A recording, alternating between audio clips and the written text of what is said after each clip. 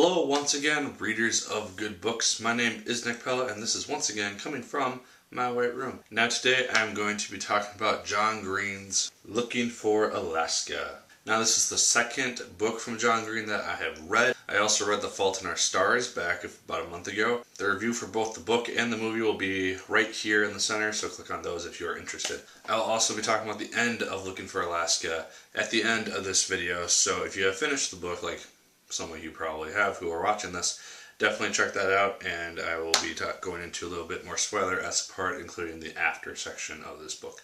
So for those of you who don't know what I'm talking about when I say before and after, the book is split into two different sections. There is before Alaska and then there's after Alaska, and these are essentially the cutoff point, the middle section of the story. There's 136 days which happen before, and there's 136 days which happen after. That's how the chapters are split up as well. There'll be like 110 days before, that'll be the chapter title, and then another one in the after section will be 36 days after, and that's just kind of how it works. The chapters themselves are actually fairly short. It's very rare that you find one that's over 10 pages or so, and even that, it's not really too terribly difficult to get through, which is really, really nice. The story itself is about a boy named Miles Halter. He ends up going to Culver Creek boarding school for his junior and senior year of high school, and this is where the majority of the story takes place.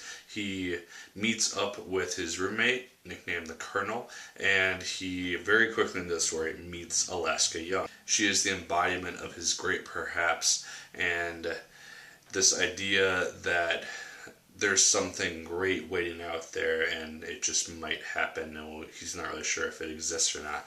This is what he is going to Culver Creek to try to find, is this great perhaps, and this is his main goal throughout the course of the novel. So as the story goes on, he comes to be really good friends with these people. He was originally really friendless and kind of alone by himself and content with that, and now he knows Alaska really well. He knows the Colonel, he knows Takumi, who's one of their friends, and it's just a good mixture there. The before part of the story is really, really interesting. That was probably my favorite section of the book by far, just because of how it's told and the things which occur in it. And then the after section I thought was a tad more boring, honestly. It felt like a little more of a struggle to get through, but that could also just be because of the events which occurred in the after section. The characters themselves are all really, really interesting individuals. Miles is someone who memorizes the last words of people, of great famous individuals, and it's really interesting to see him change throughout the course of the story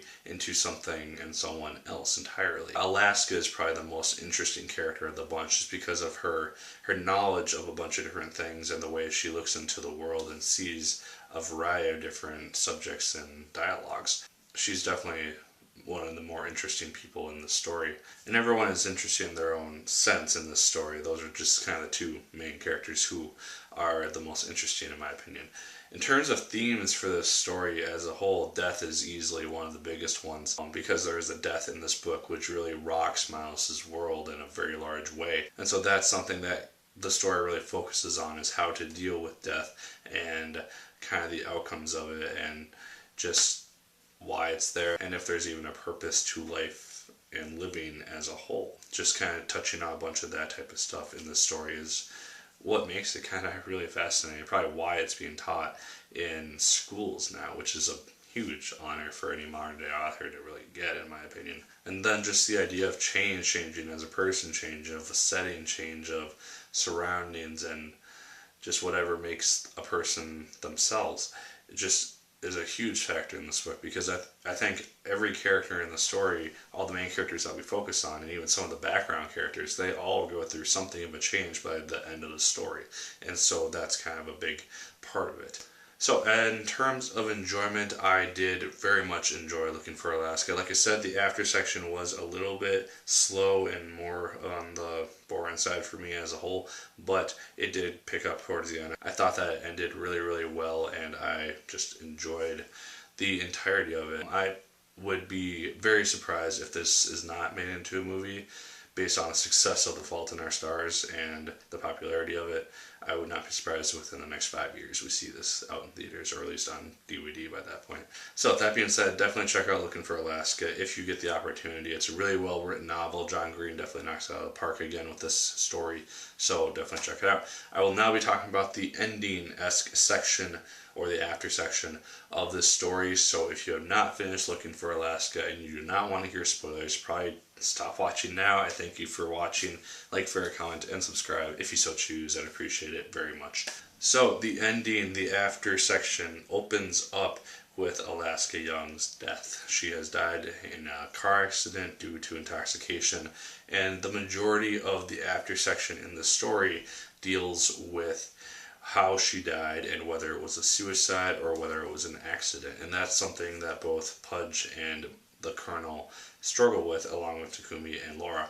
They try to figure out this whole mystery, and ultimately they have to realize they will never really know. There's not really a way to determine how Alaska was reacting in that situation. We find out towards the end of the story that she had forgotten the day that her mom had died. She had missed the day. She always went to the graveyard to pay tribute to her mother, and she completely forgot about it. That's why she freaked out while she was drunk and tried to drive, assumably, to that place. And that's how she crashed.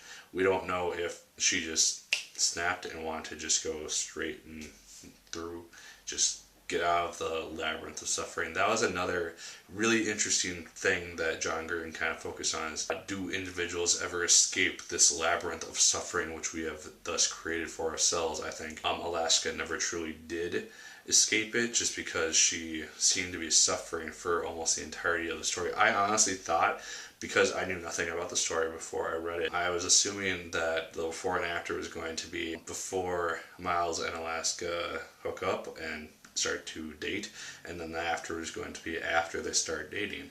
And so it threw me for a complete loop when she just ended up dead. And throughout a lot of the before section, she talks about dying and just a bunch of bad things. She says that she's a very sad person towards the end of the before section too. It's just, it was a sad book. Definitely at the beginning of the after section I teared up quite a bit, because it's just seeing Miles refuse to believe that she had died and left him and all that type of stuff. It got to me a little bit, and it just shows how well written the story was. But the very end of the story I thought was really well done. I liked how John Green ended it with Miles's paper for his teacher, old man, and just kind of reflected on everything that he's been going through in terms of escaping the Labyrinth of Suffering. Yeah, that's my thoughts on Looking for Alaska. It's a book that I could really get into and probably talk about for a long time, honestly, because it was one that will probably stick with me for at least the next few months, if not longer than that. So if you want to talk about it down below in the comments, let me know what you thought of Looking for Alaska. Did you like it? Did you not like it? Did you think Fault in Our Stars was a better book? Why or why not? Let me know. Like, favorite, comment, and subscribe. Once again, if you so choose, I'd appreciate it immensely. And once again, Mega People, my name is Nick Pell, and once again, keep on reading. She was the one that got away, the one that